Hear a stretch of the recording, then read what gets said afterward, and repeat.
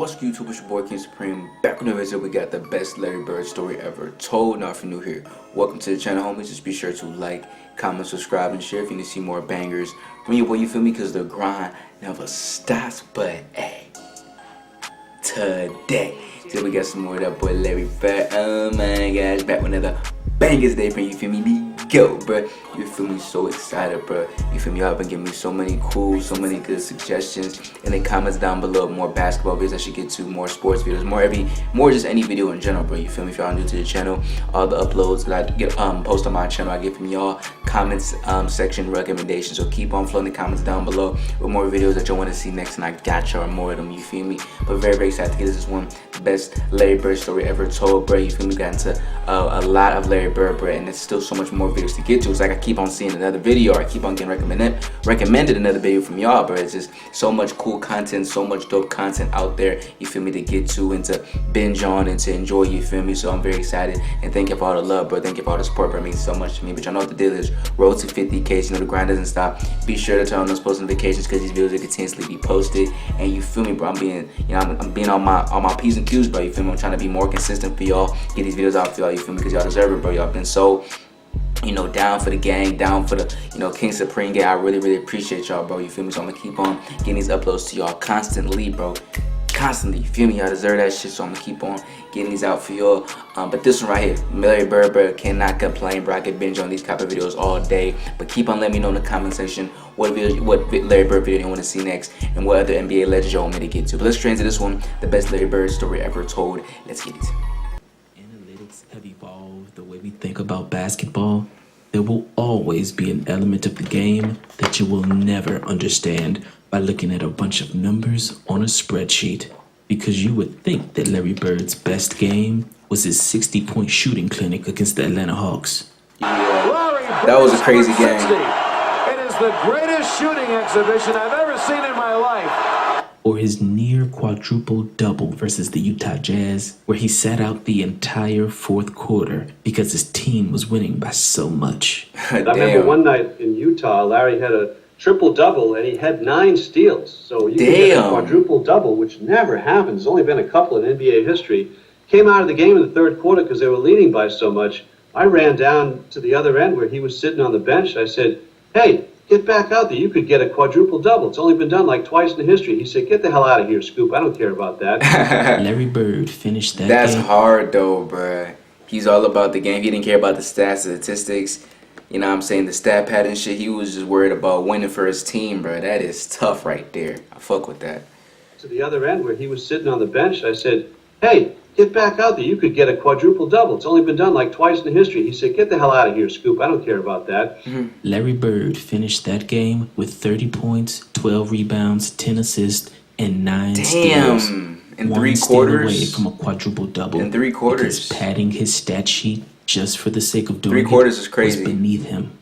But in the 1986 NBA Finals versus the Houston Rockets, he said stat pad and that shit was beneath him. Game 6. But in the 1980 points, 12 rebounds, 10 assists, and 9 steals. 1 steal away from a quadruple double, because padding his stat sheet just for the sake of doing it was beneath him. I did enough damage. But in the 1986 NBA Finals versus the Houston Rockets, Larry Bird called Game 6 the best game he ever played. You know, everybody's always asking my best game, but I would take that night in and night out, yes. To reach the NBA Finals, the Houston Rockets defeated the Los Angeles Lakers 4-1, thus ruining the Lakers-Celtics rematch that the world wanted to see on this last-second shot. Has been ejected, so has Mitch Kupchak. McRae will inbound, 1 second on the clock. Sampson. It goes, it's over. That's wild. Miraculous shot by Ralph Sampson. Off balance has given the Houston Rockets the Western Conference Championship. Wow, I never seen that before. Well, we always wanted to play the Lakers. There's no question about it. But Houston was an upcoming team with Olajuwon, and they had a very good team. And after 4 games of the NBA Finals, the Celtics were leading the series 3-1. But in Game 5, the Rockets went back to their home court and literally fought for their lives. Oh shit! Bro, they be squaring up. Oh my gosh, bro. They be going crazy. My dog said, he said, put him up type. Damn. They said, they going crazy with it. She kicking him. You can't be doing that. I mean, I thought it was distasteful from both sides. I think that you just got to play the game. It was a game that we wanted to win. We wanted to get the series over with because anything can happen if you stay out there long enough. You get guys injured. We were better than that. We should, I don't know about sweeping them, but we should never have lost Game 5. We got pushed around in Game 5. And then we had practice the next day on Saturday. Everybody was really quiet. But there was one person who wasn't worried at all, and that was number 33. And I remember him on that Saturday afternoon in practice saying that we need rebounds, we're going to get rebounds. We need this, we're going to get that. We're going to be fine. Larry Bird assured the world, we're going to be fine. And so we get into the game, and Larry's out doing his pregame warm-up, and we're all in the locker room stretching and working it out. And then Larry comes into the locker room, and he looks at us all, gathered all our attention. He says, guys, I was just out there in the crowd. It was an hour and a half before game time, and the crowd is already in, and they're ready. And right now, they want the blood of the Houston Rockets. But I'm telling you right now that if we don't deliver today, they're going to want our blood. Now, let's get going. Who's coming with me? I don't think anybody could beat us that day. We were on. We made some mistakes. 49-1 record at home is crazy. The energy was there. The excitement was there. And we knew if we continued to play hard, we were going to win. I stunk it up. It was one of the worst performances of my career. Larry had to call a timeout because Akeem had stolen the ball from me a bunch of times. And we had a big lead. Larry and Kevin were playing great. And then Akeem just started stealing the ball from me, and I was just bobbling everything. Rockets have played in the prior games good defense, making the Celtics use a lot of time in the back court. By Elijah Wan. Akeem was fast as fuck. And Larry calls timeout, and he walks over to Casey Jones and says, Casey, I realized he was so quick. Choice. You can either take me out or you can take Walton out right now. Casey, you did the right thing and took me out. But aside from Bill Walton's early blunders, the Celtics proceeded to show why they had the greatest home court advantage of all time. Yeah, that was... Because after Ralph Sampson punched Celtic player Jerry Seasting in Game 5, the Celtics crowd, as you can imagine, didn't like Ralph Sampson at all.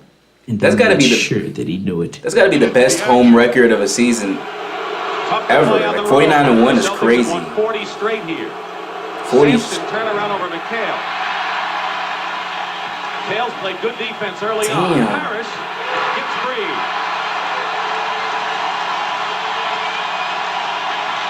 And there was this one elderly woman who was maybe 5 feet tall and maybe weighed 80 pounds, and she had a front row courtside seat, and she brought a sign that was bigger than she was, and she said, hey, Ralph, and she's referring to the big fight with Jerry Seasting, who was a little tiny guy himself, and she goes, hey, Ralph, I'm 5 feet tall and 92 years old. You want to fight me too? And he just stood in the front, on the edge of the court. She never sat down. That is funny. And screamed at Ralph the whole time. That's funny as fuck. Boston only lost one game at home that entire season, in part because of that Celtics. That's got to be the best record of all time at home. Because Larry Bird was the best player on the planet. That too. And in Game 6, he showed exactly why.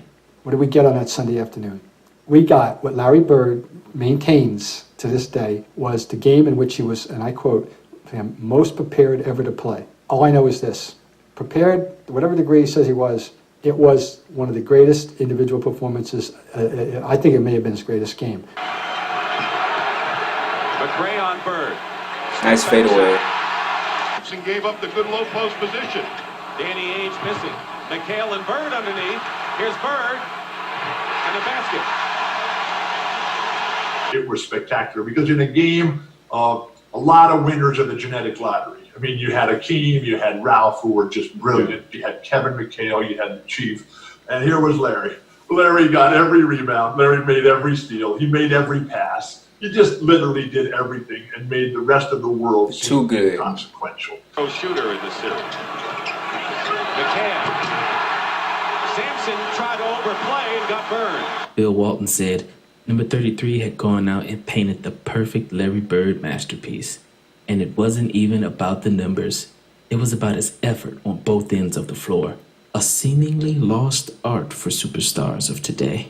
He was all over the court, double teaming and getting back to his assignment, in the passing lanes, forcing turnovers left and right, and diving for every loose ball. Tough. But the moment that best describes his effort that night was when he dove on the floor and forced a jump ball against 7-foot Hall of Fame center Hakeem Olajuwon. There he Without was. batting an eye, Larry Bird, who wouldn't impress anybody with his jumping ability, did this. What? Larry was one of them. The timing and the Celtics have it. Larry was He got a for. jump ball against Olajuwon. Larry was one of And them. he can't do that, but he did. He was one of them ones. He was omnipresent defensively. He anticipated where they wanted the ball. He was like a one-man. It was a one-man zone, quite frankly. He was going crazy, but he was everywhere. Throws it right into the hands of Bird. Such a great all-around play. Look at him dishing the rock. Michael Jordan summed it up perfectly when he was told to list Larry Bird's weaknesses. MJ said, Larry Bird can't jump and he's not that quick, but he makes up for it by using his head, analyzing the opponent. It makes him better than the competition. Consequently, he doesn't have a weakness. Damn. And Wiggins fighting Coming from Bird. Jordan is crazy. Beats McCann. Being in the arena for that game and the way he played and how he was just everywhere on the court, like a free safety, just a freaking maniac Everywhere. for 3.5 quarters. And you look at the numbers and it's like 29, 10, and That's still a 12. good ass game. What you mean you don't know 29? That's still a good ass fucking game. Especially if it was going crazy on the defensive side of things too. That's such a great all around game, man. Like without even Shoot lights out. His PER wasn't the best of any Bird performance, but like I've never seen anybody have an imprint on that game scoring less than 30 points. Fairly well, Dick, but Peterson may have nightmares guarding Larry Bird. damn, look at that. To McCann. That's Larry Bird. Vintage Larry Bird. Outside shot is missed by Robert Reed. Aims to Bird. Oof. Pulls up on the line. Level finds an opening. Trying to change hands. Yeah, bro, he was everywhere. Look at that. Pull up. Oh my gosh. And then the second half started, and it was just phenomenal because he just kept going. He would post up about 18, 20 feet away and he'd get the ball, and they would pour Rodney McRae or whoever they would have on it, Robert Reed. I mean, I'm sure they tried Ralph and Hakeem on him. It didn't matter. He could have put all 5 guys on him and they couldn't stop it. Isolating one-on-one. McRae didn't go for the fake. Pass back. Oh, wow. The numbers won't show. That It was a very nice routine triple-double, 29, 11, 12, something like that. And he just totally dominated the game in every way. And, of course, the artistic highlight, was when he, on the right box, zigzag dribbles out to the corner to turn around and hit a three, and go, and when they were pouring it on in the second half. Dennis Johnson. The perfect game. Offensive side, defensive side of things. Look at that.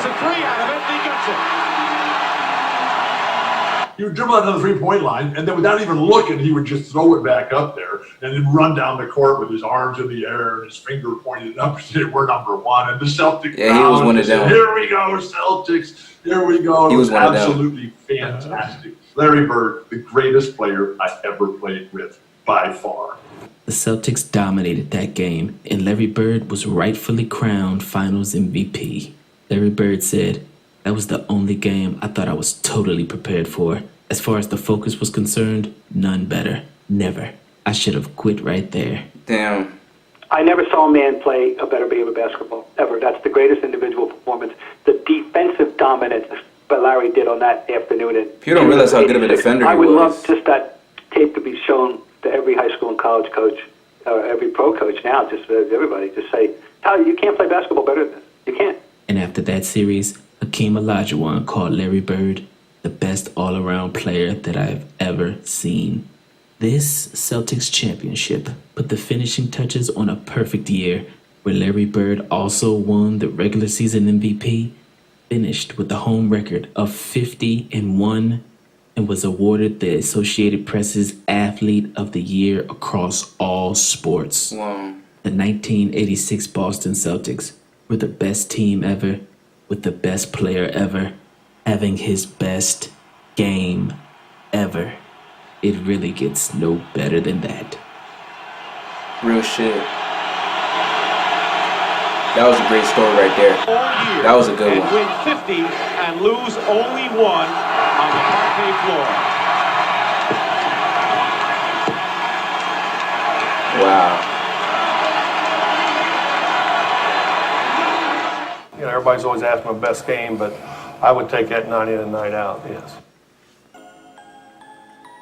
Amazing. That was really, really cool. Well, that's the video. Hope y'all enjoyed it. More videos dropping soon. But damn, bruh. Got another banger with it, yo. EB. That's it. Hope y'all enjoyed it. Thank y'all for the suggestion. More videos coming very, very soon. Stay tuned to the channel, and I know what the deal is. Keep on, let me know in the comments what videos you want to see next. But road to 50K, the grind doesn't stop. Be sure to stay tuned to the channel, turn those post noties, and yeah. Thank y'all so much for love. Thank y'all so much for the support. I'm gonna keep on getting these bangers out for y'all. Stay tuned, and yeah, I got y'all. Like, comment, subscribe, share if you need to see more videos. It's your boy KingSupreme. I'll catch y'all very soon, homies.